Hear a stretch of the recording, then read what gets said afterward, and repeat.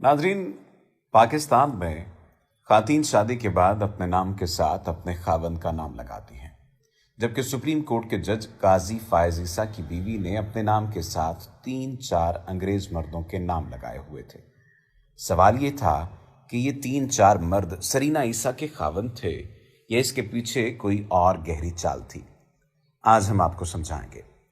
एक बात समझ लीजिएगा कि पाकिस्तानी हुकूमत ने गैर मुल्की सरमायादारों की हौसला अफजाई के लिए ये उसूल बना रखा है कि अगर कोई गैर मुल्की पाकिस्तान में अकाउंट खुलवाता है तो उस पर टैक्स नहीं लिया जाएगा।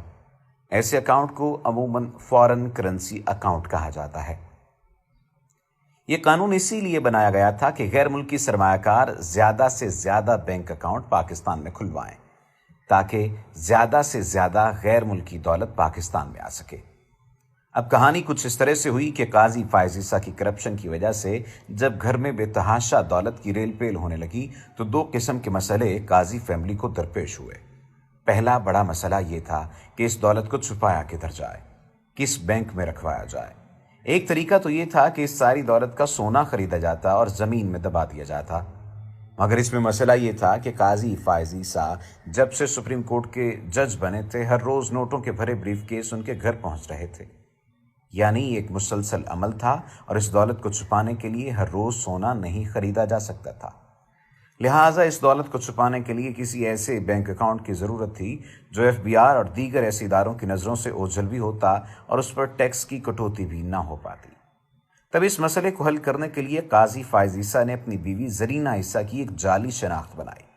उन्होंने अपनी बीवी जरीना ईसा का नाम जरीना मोंस्ट्राट करीरा खोसा रखा और उनको स्पेनिश नेशनल जाहिर करके इसी नाम से उनका पासपोर्ट बनवाया और इस पासपोर्ट की बुनियाद पर उनका फॉरेन करेंसी अकाउंट खुलवाया और सारी गैर कानूनी दौलत उन्होंने इस अकाउंट में फेंकना शुरू की। अब गौर कीजिएगा कि FBI और करप्शन की छानबीन करने वाले दीगर इदारे काजी फायज ईसा की बीवी जरीना ईसा को तो जानते थे, मगर जरीना मोंस्ट्राट करीरा खोसो को बिल्कुल नहीं जानते थे। हालांकि ये दोनों एक ही शख्सियत के 2 नाम थे।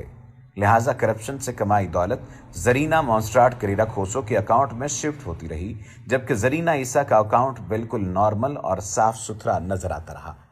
गौर कीजिएगा कि किस तरह पाकिस्तान की आला अदलिया के एक जज ने फ्रॉड की एक नई तारीख रकम की। अब उधर सवाल ये पैदा होता है कि जज साहब पकड़े कैसे गए।